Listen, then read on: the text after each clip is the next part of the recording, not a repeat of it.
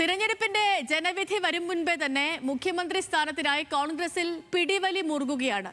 രമേശ് ചെന്നിത്തലയ്ക്കായി ആദ്യം ശബ്ദമുയർത്തിയത് K Sudhakaran. K C. വേണുഗോപാലിനെ പുകഴ്ത്തി ഇന്നലെ ഫേസ്ബുക്ക് പോസ്റ്റ് പങ്കുവച്ചത് വലിയ വിവാദങ്ങൾക്ക് വഴിവച്ചിട്ടുണ്ട്. സുധാകരന്റെ പോസ്റ്റിന് താഴെ വ്യാപക കമന്റുമായി സതീശൻ പക്ഷത്തുള്ള നേതാക്കൾ രംഗത്ത് വന്നു.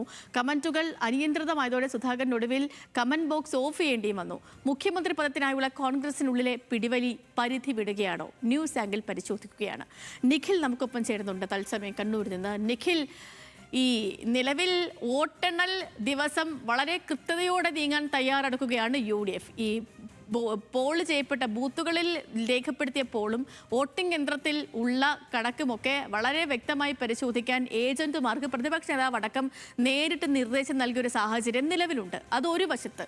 മറുവശത്താണ് ഈ തിരഞ്ഞെടുപ്പിന്റെ ഫലം വരുന്നതിന് മുന്നേയുള്ള മുഖ്യമന്ത്രി സ്ഥാനത്തിനായുള്ള ചർച്ച.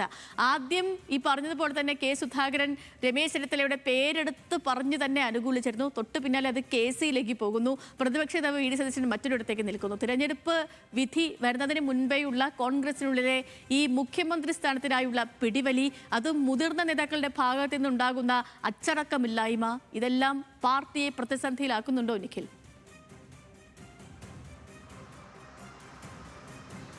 സേതു, പ്രതിസന്ധിയിലാക്കുന്നു എന്നതിൽ യാതൊരു തർക്കവുമില്ല.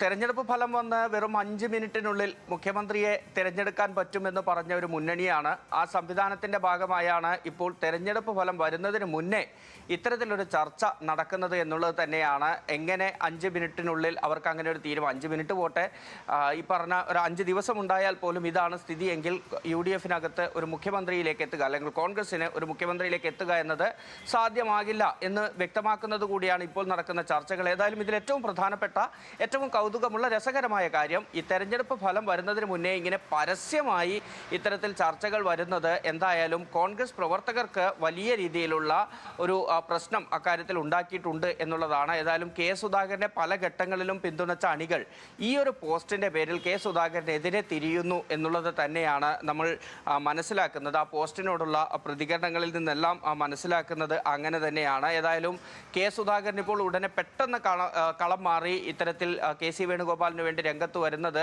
VD സതീശനെ ഒതുക്കുക എന്ന ഒറ്റ ലക്ഷ്യത്തോടു കൂടിയാണ് എന്നത് തന്നെയാണ് കോൺഗ്രസ് പ്രവർത്തകരാകെ പറയുന്നത്. അല്ലെങ്കിൽ നേരത്തെ രമേശ് ചെന്നിത്തലയ്ക്ക് വേണ്ടി പറഞ്ഞ കെ സുധാകരൻ ഇപ്പോൾ KC വേണുഗോപാലിലേക്ക് ചർച്ചകൾ പോകുമ്പോൾ ഉടൻ അങ്ങോട്ട് പിന്തുണ നൽകുന്നത് ഈ ശത്രുവിൻ്റെ ശത്രു മിത്രം എന്ന് പറയുന്ന ആ ഒരു സമീപനമാണ്. എങ്ങനെയും VD സതീശനെ ഒതുക്കുക എന്നുള്ളതാണ് കെ സുധാകരൻ്റെ രീതി, അല്ലെങ്കിൽ അദ്ദേഹത്തിൻ്റെ ലക്ഷ്യം. അതിനുവേണ്ടിയാണ് ഇപ്പോൾ ഇങ്ങനെയൊരു നിലപാടെടുത്തത് എന്ന രീതിയിലുള്ള വിമർശനവും ശക്തമായി വരുന്നുണ്ട്. രമേശ് ചെന്നിത്തല അല്ലെങ്കിൽ ആദ്യം പറഞ്ഞ ഒരാൾ ഇപ്പോൾ ഇത് മാറ്റേണ്ടുന്ന ഒരു സാഹചര്യം ഇല്ല എന്നുള്ളത് തന്നെയാണ്.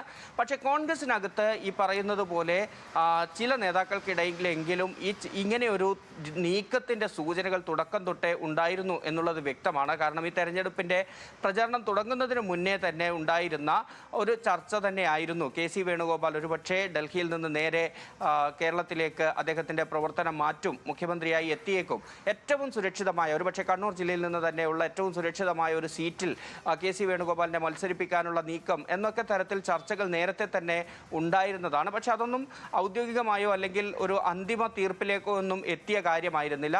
പക്ഷെ ഇപ്പോൾ കാര്യങ്ങൾ ആ നിലയിലേക്ക് ചർച്ചകൾ പോകുന്നു എന്നുള്ളത് തന്നെയാണ് ഏറ്റവും പ്രധാനപ്പെട്ട കാര്യം. അപ്പോൾ സ്വാഭാവികമായും തെരഞ്ഞെടുപ്പ് ഫലം വരികയും ആ സമയത്ത് UDF-ന് അനുകൂലമായി കാര്യങ്ങൾ വരികയും ചെയ്യുകയാണ് എങ്കിൽ വലിയ തർക്കത്തിലേക്കാണ് പോവുക കോൺഗ്രസ് എന്നതിൽ യാതൊരു തർക്കവുമില്ല.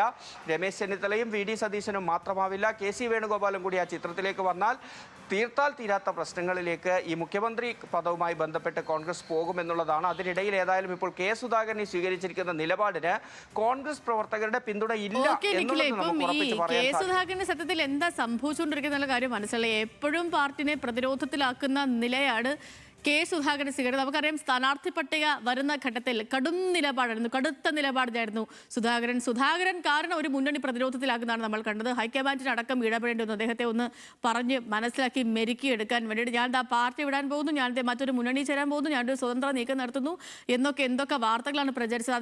അതൊക്കെ എന്തൊക്കെയോ സംഭവങ്ങളൊക്കെ ഉണ്ട്. പിന്നീട് ഒടുവിൽ ആദ്യം നിന്നൊക്കെ വിട്ടു. ഇപ്പോഴത്തെ ഈ തിരഞ്ഞെടുപ്പ് കഴിയുന്ന തൊട്ട് പിന്നാലെ അടുത്ത മുഖ്യമന്ത്രി സ്ഥാനവുമായിട്ട് ബന്ധപ്പെട്ടുകൊണ്ടുള്ള ഫേസ്ബുക്ക് പോസ്റ്റും പ്രതികരണവും ഒക്കെ നടത്തുകയാണ് സുധാകരൻ. എന്തൊക്കെയോ